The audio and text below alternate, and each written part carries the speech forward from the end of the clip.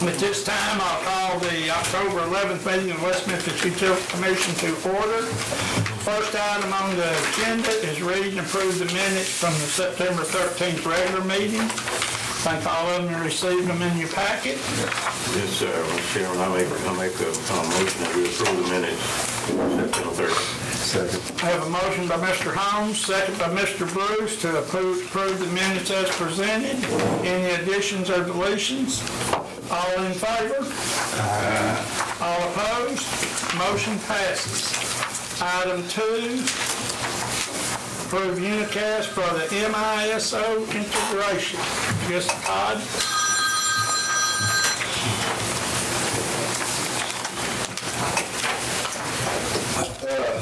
This is in reference to our potential MISO integration. We are continuing to learn and figure out how we're going to interact within MISO. If it is still approved, it still has not been approved and determined that we are going to MISO. I continue and John continues to go to training sessions, but Utilicast is an organization. They're a consulting firm that actually has two parties that actually used to work for MISO that now work for them. So that were subject matter experts for MISO. They were actually customer service reps for them and now work for them. And because of all the entities of MISO, I would like to recommend that we hire Utilicast. SAIC, just to give you a background on who that is, SAIC used to be also known as RW Beck. This organization bought out RW Beck, so we have a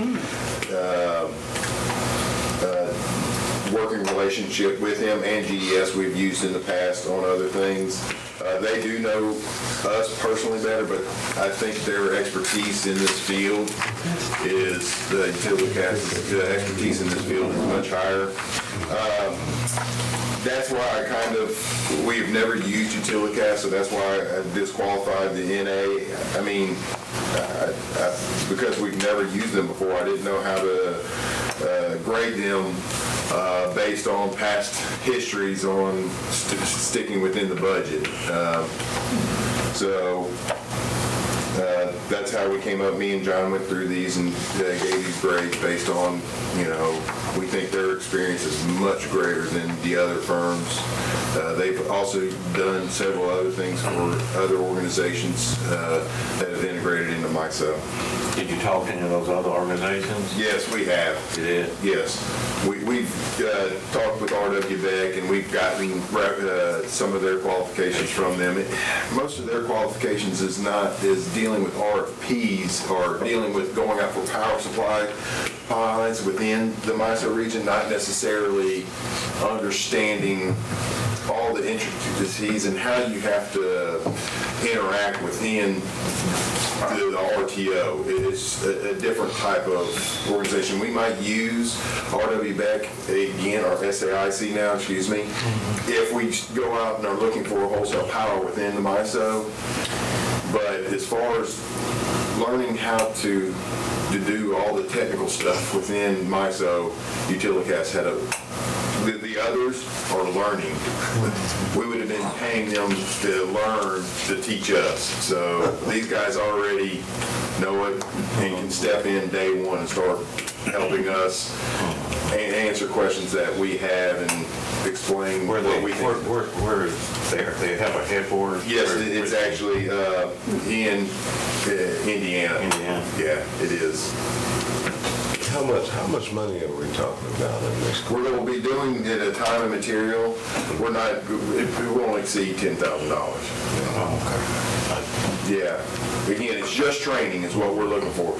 And actually, it's us and Conway. We're going to be splitting the bill 50-50. I mean, they're doing the same thing we are. I mean, they have staff like we do. I mean, they have a guy over there, and his name's George Heinzen, that does the same thing I do. And we're going to all these meetings, but, what we're scared of and what I'm scared of is am I asking all the right questions? sometimes you don't know what question to ask, and you try to ask every question, but is there a question out there I'm not asking that these guys will know you need to ask this question? So, it's one of those that, am I not asking the right question? And, I don't mind asking a bunch of questions. It's just if I don't know what question to ask, I get nervous. Every card we make is designed. Any further questions? Do I have a motion? So moved. Motion by Mr. Beck, second by Mr. Holmes, to approve Unicast for the NISO integration. Any further questions, discussion? All in favor? All opposed? Motion passes. One page up there, you might want to just go ahead and go to 4. Okay, we're gonna jump down to 4 while Todd's up here. Okay. Just to give you an Update on update the electric generation. on the generator, we actually just turned on the low voltage to the generator. Caterpillar's out there starting to test all their low voltage circuits within the system and getting those things. They said it'll probably take them this week and first portion of next week just to do all the testing on their low voltage. When I say low voltage, 120, 240 circuit. Next week, they hope to get the diesel in here, get Eaton, who is the manufacturer of the transfer switch, in here also, and start to throw in the 15 kV and start to test some of the circuits on that. So we're hoping within 2 weeks. He said he'd be doing some training 2 to 3 weeks, the very first part of November, once they just get everything double checked, so that we'll have a generator ready to run and be there in case of emergency situation. Any question? I've got something on a different subject. I read in not in the Arkansas paper that the Public Service Commission said it was not in the best interest of consumers to put scrubbers on a power plant in southwest Arkansas, coal-fired plant. Have you heard anything about it? I have not. Okay. Then you have to be a Democrat. Yeah, it was 400 and something million, and they said, they could probably build a power plant for that. And I was wondering if we're possibly going to run into problems when we have to meet. And it was about federal air standards. Yeah, I know. And let me just say this, that is a concern. Several of us have that, part owners in White Bluff and Independence. I mean, we're concerned about, because the concern is if we go out and spend the money to put the scrubbers on, say it is justifiable to put the scrubbers on, and that just gets us to where we're then meeting air permit levels, and then something else comes along and it requires carbon capture. What's the price on that? So That's the issue. we're aware of it, but there's not a whole lot we can do about it. That's right. We're continuing to meet with Entergy, and actually just yesterday or the other day, our Entergy representative wanted to reinitiate our confidentiality agreements that we had previously signed during the White Bluff Scrubber project. I sent him our copies that we had from the last time. We have a meeting October 18th, where we actually are co-owners meeting at Little Rock. So at that time, hopefully we'll start to hear a little bit more on all the potential projects associated with the EPA standards that could be coming down the road. That is a major, major concern of ours, that with the unknown of carbon capture or the CO2 regulations, it could end up that the APSC can say, you know what, we don't want to spend all that money, and then the federal government implement a CO2 and have to spend a ton more money, or us not even be able to meet the standard and then have spent all that money on upgrading and then immediately have to close the plants down. And and just go, that's a concern across the whole country. I mean, because if you start to kill coal plants, I mean, the other generating possibilities out there is natural gas and nuke. And nuclears, their cost to build those things are astronomical.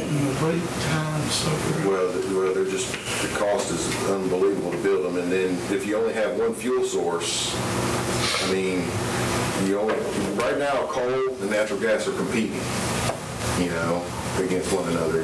They compete against one another for, you know, that business. If coal goes away and I only have one person right there to compete, do you think natural gas is going to stay where it is? And y'all know, I've spent, I guess, the last 9 years of my life bragging with how lucky we are to have the 1% in them coal plants. I mean, that is what keeps our rates where they are, is because of the price of that fuel that we get from them.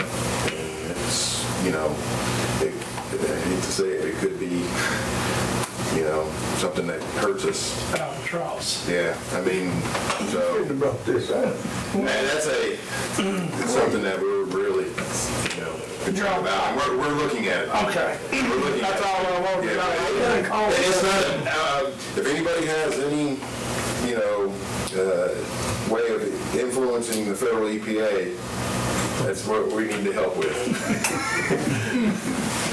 Thank you, Ty. Thank you. Sorry to put you on the spot. That's all right. Okay. And the way the coal plants will go, probably according to the way the elections go next month. If our president's reelected, I think coal will be going away, and prices for electricity probably will double. So, I mean, he made the comment during the debate that it would be necessary for energy rates to increase drastically. I know in that article I read, it said $100 electric bill would go to $103.95, I think it was. I think it'll be worse than that. Yeah, because that was the immediate effect of putting the scrubbers on. Okay, go back to item 3, the update on the water problem in the office building. What that is we've been fighting for 10 years. I know we've had water coming in the building. I mean, you can see the carpet. And we need to replace the carpet, but we didn't want to replace carpet till we got the water problem fixed. And we think now that it's the windows, and we're going to be replacing the windows. And hopefully that'll fix the problem. I mean, we were told originally it was a roof. We put a new roof on. We were told we needed to seal the bricks. We sealed the bricks. We've, like I say, been fighting this thing for years, and hopefully we're to the solution. Windows about the only thing left, so we'll see how it goes. But anyway, that's what that is the water problem is coming in the building. So we're gonna replace everything, all the windows in the whole. And that's a lot of windows. It's going to be expensive. We're going to start out just this wing and wrap around to here. And if that does fix the problem, then we'll do the rest of it. And that's going to be just shy of $20,000, just this wing. Just the front of this wing. That's not even the back side. So. Anybody got anything else come before us? Mr. Rob.